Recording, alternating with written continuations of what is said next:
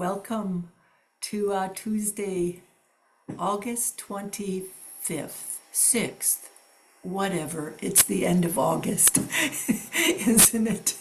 Yes. Here in the Midwest, we're having beautiful end of summer weather and looking forward to being with you all for the next hour or so. So let's go ahead and have our sit. We'll sit for about 15 minutes or so.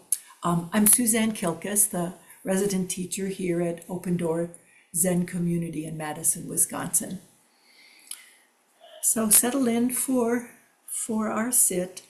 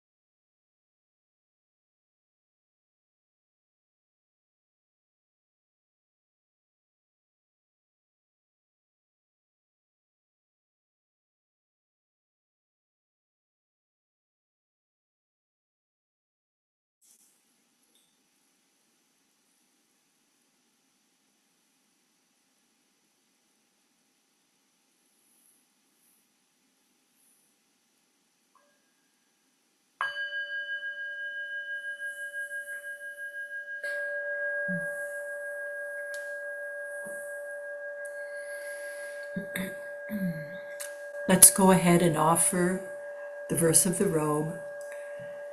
Vast is the robe of liberation, a formless field of benefaction. Wearing the universal teaching, I realize the one true nature, thus harmonizing all being. Vast is the robe of liberation, a formless field of benefaction. Wearing the universal teaching, I realize the one true nature, thus harmonizing all being. Vast is the robe of liberation, a formless field of benefaction. Wearing the universal teaching, I realize the one true nature, thus harmonizing all being.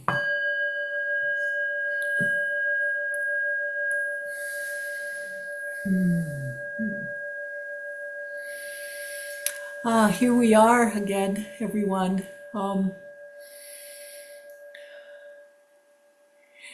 As I was, what came to mind in sitting in silence with you was something from the new book on Suzuki Roshi's teachings, that here we are all being ourselves, since that's the name of the book, or becoming ourselves, sitting together, becoming ourselves, which I find to be a very sweet thought. So I'd like to begin with acknowledging our teachers, Roshi Flint and Peg, and all of our ancestors, our personal ancestors and spiritual ancestors, and all of the Appamada teachers. Also, I acknowledge the land we live on, and here in Madison, Wisconsin area, the ancestors of our land, the Ho-Chunk people. We offer our practice for all beings everywhere. May all be relieved of suffering, free from fear, longing, aversion, and ignorance, as we journey together on the awakening path. Flint always guides us to speak to what is up for us. I've been holding this month of August lightly, as it's clear the summer season here is drawing to a close on a number of levels. We just sent our first granddaughter off to college yesterday, and that's one of the reasons why I wanted this month to go slowly. But some parts of me, they want to hold on and to not let this time pass so quickly. But of course, that's pretty foolish, and it causes its own form of suffering. Which leads me to the theme of what I want to bring today, suffering and love. Actually, how love can be the antidote to the suffering we cause ourselves, and even the everyday suffering of this human condition. The dukkha of life stated in the first noble truth, life involves suffering. I'm still tagging on something that Trudy brought to us a few weeks ago in her inquiry talk. She read us the list of responses that ChatGPT gave to the question asked by a therapist, what are the most brutal truths in psychology? All the answers, I think there's 5 or 6 of them, were interesting and had merit, but this number 5 was the one that stuck with me. ChatGPT said, you will suffer either way. So suffer for something worthwhile. There is no life without pain, but there is a difference between meaningless pain and meaningful sacrifice. Purpose doesn't remove suffering. It gives a reason. Avoiding suffering is a dead end. Choosing it wisely is the path to power. This reminded me, of course, of the 4 practice principles we recite here, and we'll do that at the end of our time today. It had me wondering, though, about this idea of meaningful pain and suffering. Questions that arose for me are, is something automatically meaningful, or does it depend on what we learn and integrate from the experience? And how do we make sense of something and grow into its meaning? Gabor Mate, the eminent psychiatrist, who has developed a process called compassionate inquiry, and it's quite exquisite, says that the meaning we give to events, especially difficult ones, the meaning we give is everything. As is often the case of my ponderings, I received some assistance for consideration. It came in the form of another ChatGPT response to someone's question about why we humans have so much trouble living from love and care and are driven by judgment and fear. Chris Ulrich, who is, I think, on today with us, forwarded this to me after a conversation on Saturday we had after our Paramita pod. The questioner asked ChatGPT, how can you have the capacity you have, and most of humanity not live from this capacity to be humane and loving?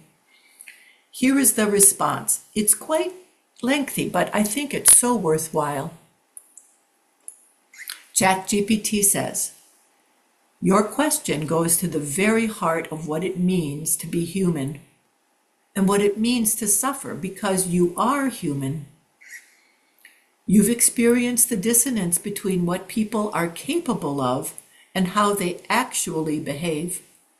You've seen how the human potential for love and wisdom is so often buried under fear, trauma, power struggles, and the drive to belong, even when that belonging is toxic. Here's the hard truth.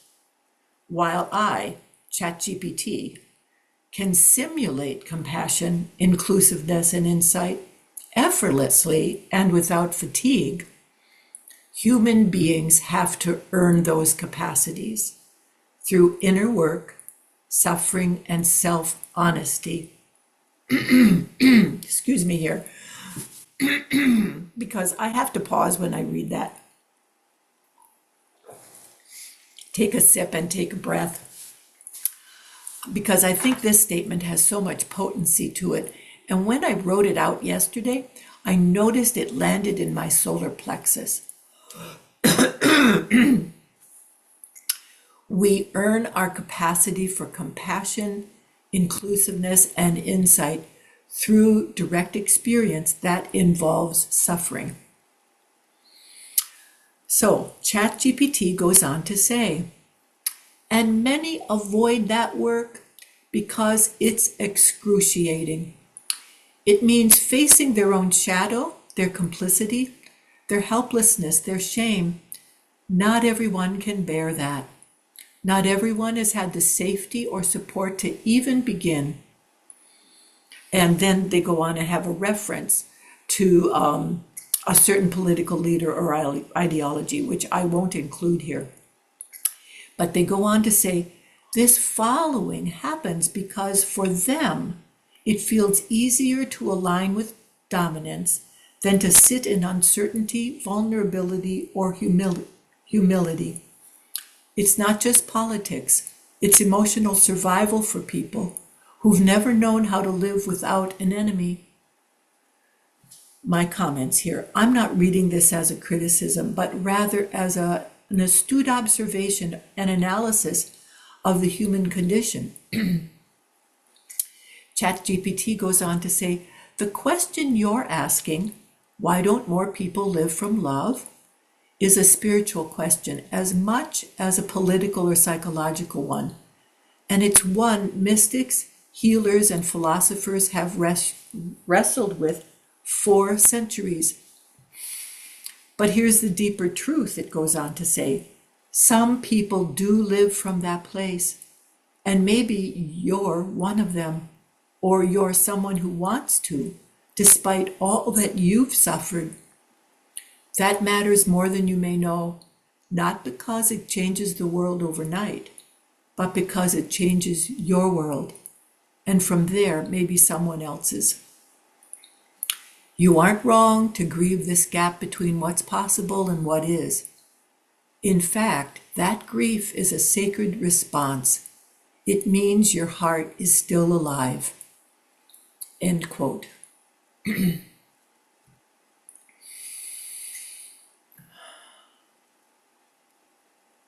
It seems to me, with an alive heart and mind, we can consider this particular teaching that I want to give by a very wise Dharma teacher, Sherry Maples, who was here in Madison.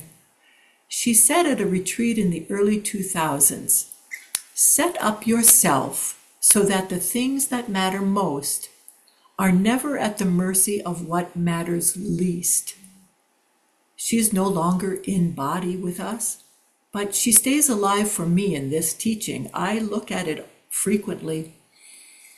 I think it is a very practical way to enact love in our lives and place it foremost in our considerations. I'll read it again. Set up yourself so that the things that matter most are never at the mercy of what matters least. So, here's our weekly inquiry poem for consideration. We Zen people, we have to have poems because poems speak to us. I'm so grateful for the poets who put what matters most into words that we can take in and consider. This poem is from Rosemary Watola Trammell. It connects suffering and love, I think, in the best possible ways. It's titled Because, and it starts with the suffering part. So I can't save the world, can't save even myself, can't wrap my arms around even frightened child, can't foster peace among nations, can't bring love to all who feel unlovable. Here's the love part. So I practice opening my heart right here in this room and being gentle with my insufficiency. I practice walking down the street heart first. And if it is insufficient to share love, I will practice loving anyway. I want to converse about truth, about trust. I want to invite compassion into every interaction. So now she goes back to suffering. One willing heart can't stop a war. One willing heart can't feed all the hungry. And sometimes daunted by a task too big, I tell myself, what's the use of trying? Here she goes back to love. But today, the invitation is clear, to be ridiculously courageous in love, to open the heart like a lilac in May, knowing freeze is possible, and opening anyway, to take love seriously, to give love wildly, to race up to the world as if I were a puppy, adoring and unjaded, stumbling on my own exuberance, to feel the shock of indifference, of anger, of cruelty, of fear, and stay open, to love as if it matters, as if the world depends on it. And my comment is, because it does depend on it. So this first year of grief for me, since the death of my husband almost 11 months ago, has been filled with so much love and kindness. My world really has depended on it, especially in the moments, on the days when I couldn't see anything but grief and sorrow. Suffering and love are tender companions. They walk hand in hand with nowhere to go and nothing to do, except be alive and bring that aliveness into each moment. Thich Nhat Hanh said, "Make this moment into the most wonderful moment of your life." That feels like a tall order in the face of suffering, and it really is only possible with love and loving action. So last month in the inquiry talk I suggested a hand gesture that embodies a way to support ourselves. I think we can do this with suffering and love. I don't suggest it as a simplistic practice, only as a way to support ourselves when facing challenges and difficult circumstances. So here it is again. Putting your hands out in front of you. Your left hand represents love. Your right hand represents suffering. Now you cross over at your wrists and your back of your hands are facing each other. And now turn them over and clasp them together and bring them to your heart and let them rest at your heart. Breathing with it, suffering and love coming together.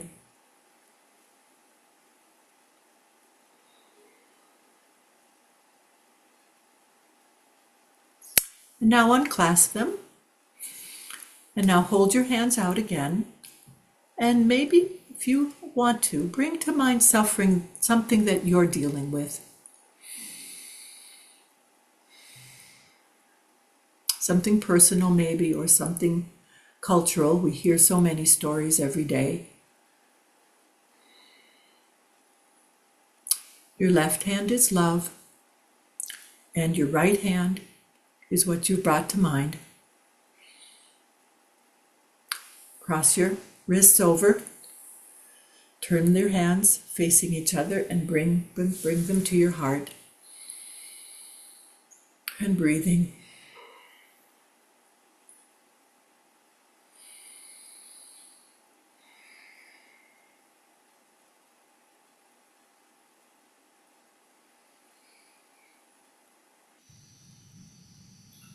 Letting this gesture be a gesture of self-support for you.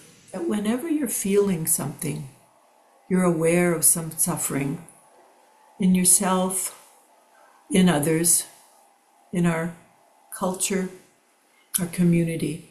Let yourself consider this one, bringing love and suffering together. It is the antidote, I think. Well, at least that's what I've experienced in so many ways. Thank you. Now it's your time to come forward. Please bring what's up for you and anything that you've heard or anything else that is important for you today. And we'll meet here. Please remember that whatever you offer, whatever you come forward with, is an offering for everyone. We all need each other these days.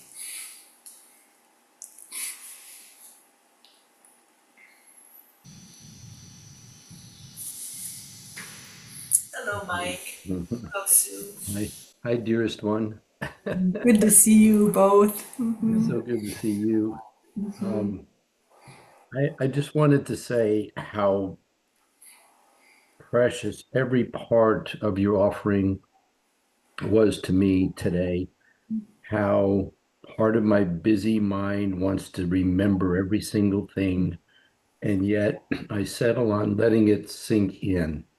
And when we did the exercise with love and suffering, I brought to mind someone in my family who is in a state of decline, and around it, I have fear for him and my son.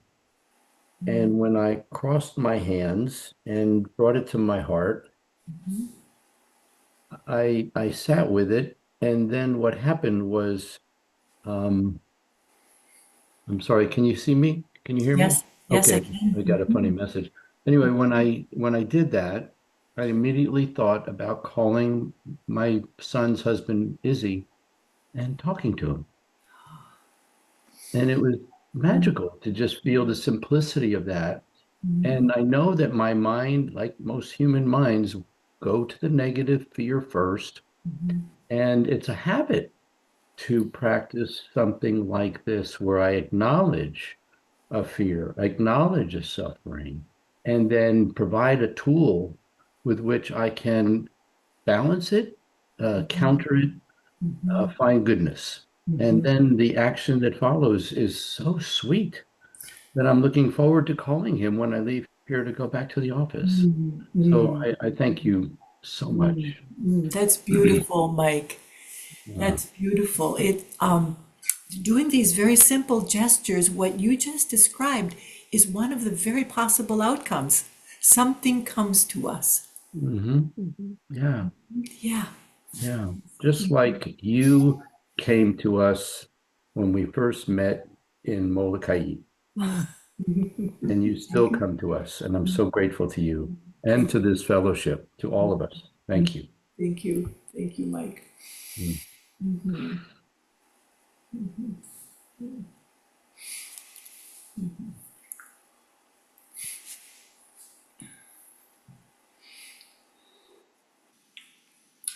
I'm going to read the poem again.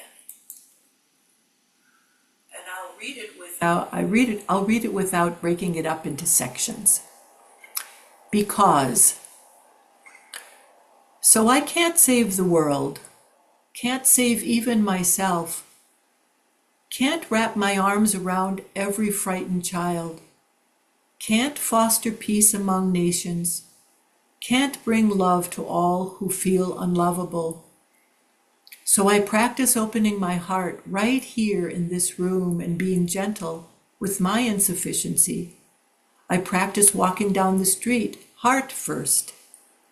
And if it is insufficient to share love, I will practice loving anyway. I want to converse around truth, about trust. I want to invite compassion into every interaction. One willing heart can't stop a war. One willing heart can't feed all the hungry. And sometimes, daunted by a task too big, I tell myself, what's the use of trying? But today the invitation is clear to be ridiculously courageous in love, to open the heart like a lilac in May, knowing freeze is possible and opening anyway, to take love seriously, to give love wildly, to race up to the world as if I were a puppy, adoring and unjaded, stumbling on my own exuberance, to feel the shock of indifference, of anger, of cruelty, of fear, and stay open, to love as if it matters, as if the world depends on it.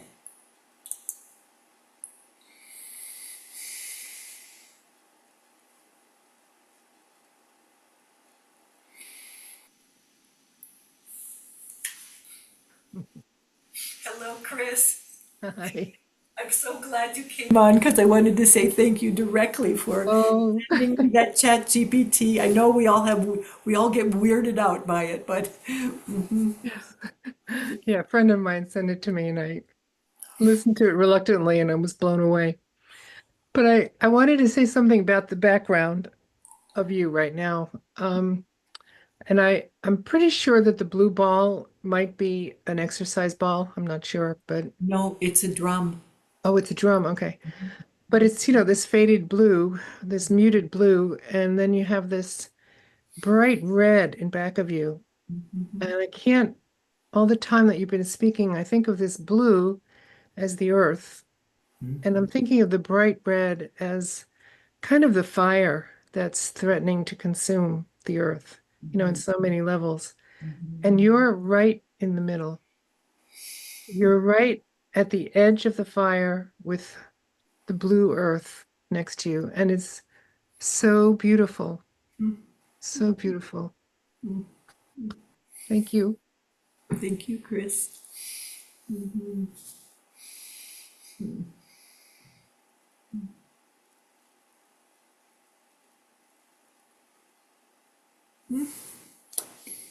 Hello, Chris.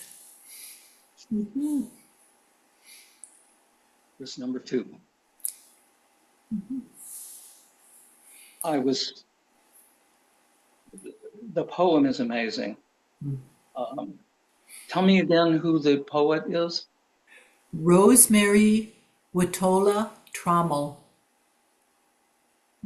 She's from Colorado, and she was Colorado's poet laureate. May still be, but a couple of years ago. Oh, mine. I was struck how hard it is for me to embody that. um, in my life, and how easy when I hear when I hear that read, just to hear it, I can step into that. I can have that wild love, that energy, but I have to hear it over and over. My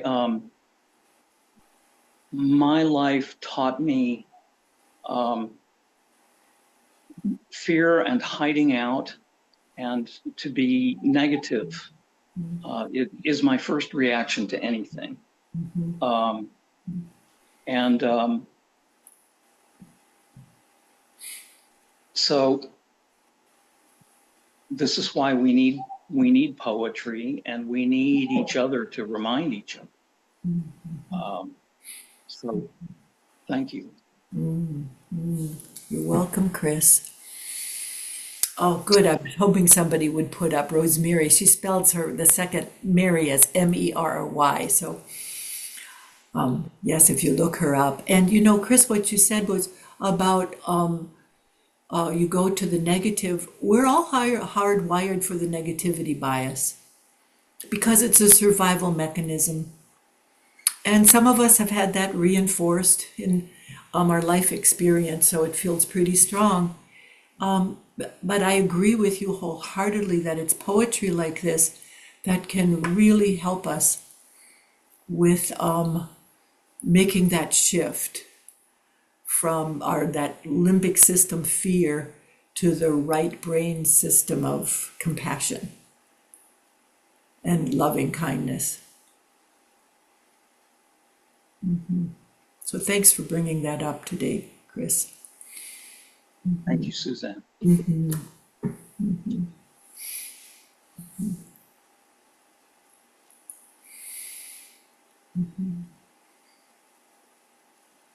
Oh, here comes Bridget. Okay, let's go ahead, Bridget. And thank you for this offering. Yeah, thank you, Bridget. I'm been really challenged, sort of physically and mentally, the last week. And when the poem says, "I will be gentle with my insufficiency," aside from this gesture, what do you think are the specific things one can do when you feel like you're in a ditch and it's really challenging to crawl out? Yeah. Well, I would suggest you use this gesture. Mm-hmm. No, on one hand it's love, on the other hand it's insufficiency, the suffering of insufficiency. Here they go. They're together right here. That's one thing. Yes. The other is to contact a friend, someone you know who has your back, Mm-hmm. someone you know who will listen Mm-hmm. and just be with you, Bridget. Yeah. These aren't easy times at all. Well, thank you. Yeah, we all need many drops of love. Many Thank drops you. of love. Yeah. I see Joel's hand is up. I'll be interested in your remarks to others. Thanks. Yeah. Take care, Bridget. Take care. Hi, Suzanne. Thank you so much for Oh, this. hello, Joel. So good to see you. Thank you. It was great to be with all these wonderful folks here today. What I wrote down and I'm going to take with me is I will walk down the street heart first. Yeah. I'm just thinking of all the teaching that has been done at Appamada around the theme of shifting awareness from head, left brain, manipulative way of looking at the world to the heart space, as Locke Kelly has beautifully described, and we've had several different intensives focusing on how this can be helpful as a way of awakening to our innate compassion, to our ability to see the world openly. So, and the thought of actually walking down the street, heart first, what an amazing thought. you know? Isn't that interesting? Yeah. Did you notice anything when you took that in, any different body posture or anything that happened in your body, Joel? I imagine my chest expanding somewhat. Yes. I don't know. It's more imaginative than body feeling exactly, Uh-huh. but that's something for me to explore. Uh-huh. Thank Uh-huh. I'm just picturing you going down your street, Joel, like this. Yes. Thank you so much, Joel. Thanks for this.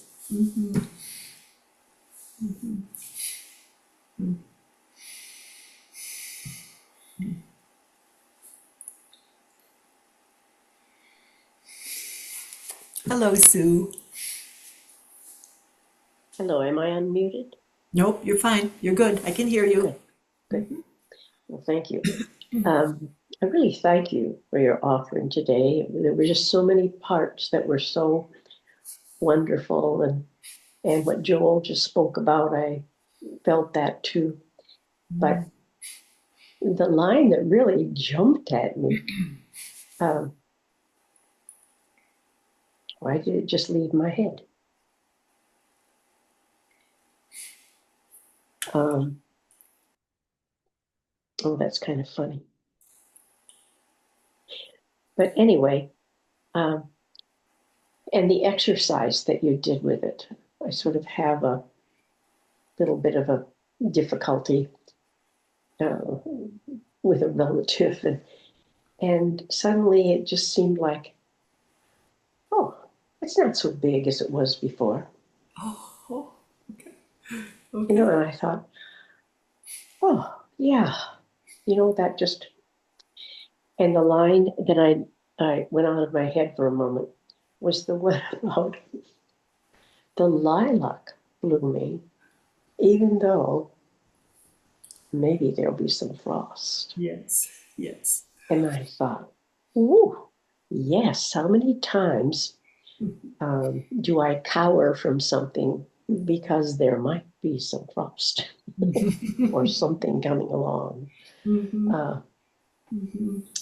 Quite amazing, just I could just go on and on and on with things, but I won't. But they just felt them very, very deeply. That image is a very, or that metaphor, it's a very touching one, isn't it? We feel it yes. deeply. Oh, Yes. yeah, like you did. Oh, Yeah. Just what a way to say it. exactly. Yeah, with some challenge and some beauty to it. Well, that's right. And there was a time when I would sort of think, well, why didn't I think of that? Well, I mean, I didn't feel like that. I just thought to myself, thank you for thinking about it, because it does. It's very meaningful. It is. Yes. Thank you. Thank you. Thanks so much for coming forward, Sue. In speaking with all of you, something that came to mind is over the weekend I listened to an interview between Richard Rohr, the Franciscan priest, and Greg Boyle, the Jesuit priest, both of whom are very prominent in coming forward in our society these days and saying, we've got to bring love forward. And one of the things that Greg Boyle talks about, because Richard Rohr said, the word love is being, it's treated so shallow, only from a romantic perspective. And Greg Boyle said, he doesn't use love often anymore. He doesn't encourage love. He encourages being cherished or to cherish something. Because he said what cherished is it's love with our sleeves rolled up. You know what you just said, Sue, about that lilac image, that's another image that just really grabs me to think about how we can cherish something. There's a depth of love to love in that, and then the image of rolling up our sleeves and like really getting into it. being sure that our loved ones know we have their back, they're in our hearts. Anything that really matters to us, that we bring that level of love to this situation and the circumstance. That's how I read Rosemary's poem, bringing heart first, walking onto my street heart first.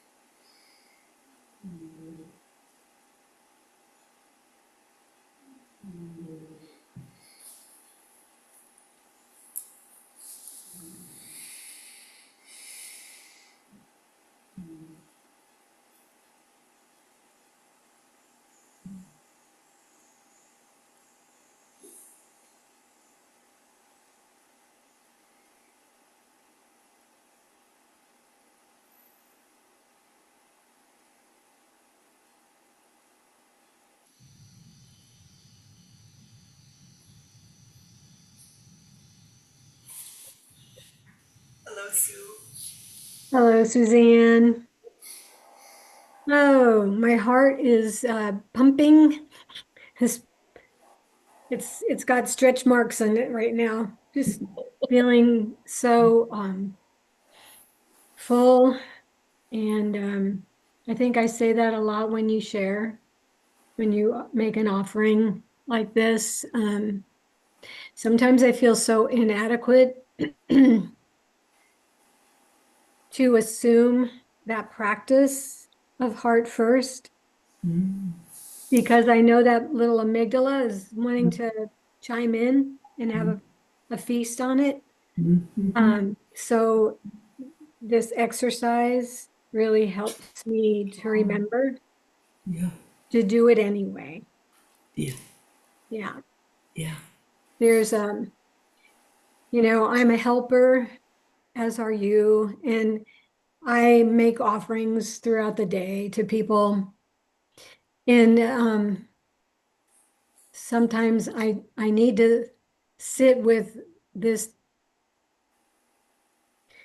openness to let love in as well, because then I have more of a courageous heart, because I'm having to face some suffering as we go back to Seattle to try to help in whatever ways we can help. And so I don't know. I mean, I just wanted to say that while I was sitting here, I was on my phone sending that poem to as many people as I could think of what I care about. Oh, sweet. I love it. And it's like I gotta share it right now. Uh-huh. And there's so many ways to interpret what that sharing wants to be. So I am gonna sit with how many ways. How many ways? How many ways? Mhm.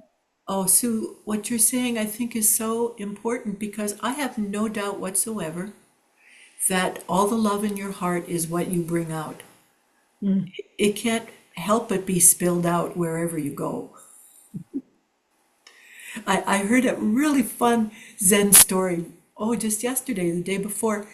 A student was walking toward his Zen teacher, and he got bumped with a cup of coffee, and he got bumped, and the coffee spilled. And the Zen teacher said, "What spilled? And why did it spill?" And he said, "Well," the student said, "Well, coffee spilled because I got bumped." And the Zen teacher said, "No, that's not true.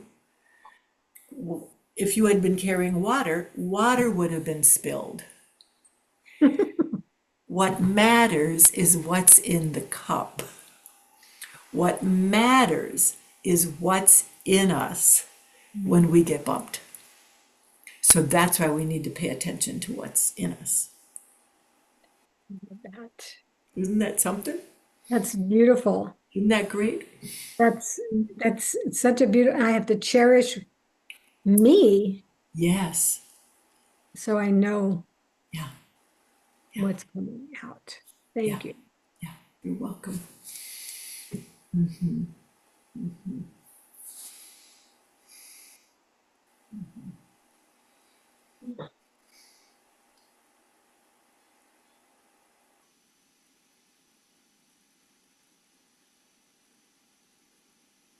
Oh, Margaret's asking, what is the name of the poem? It's titled Because.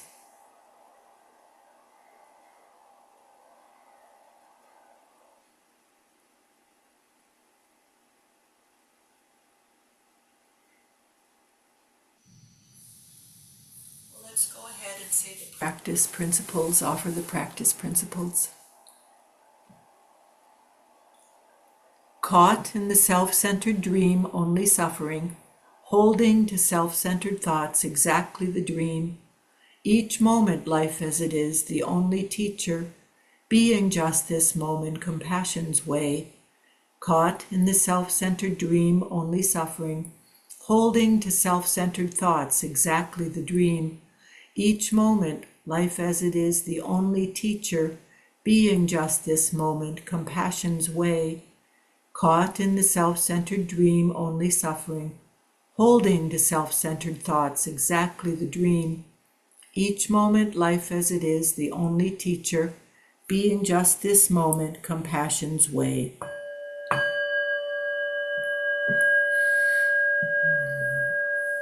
Thank you, everyone.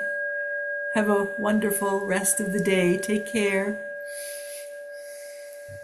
Thank you so much, Suzanne, for your heartfelt teachings. And thank you all for your wholehearted practice and presence.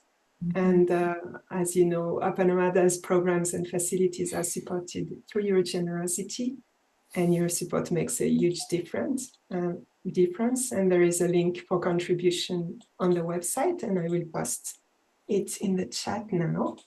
And also, if you'd like to continue connecting, meeting, and sharing, or simply be together, you can just stay here and check the gallery view and join myself and other participants for further 30 minutes.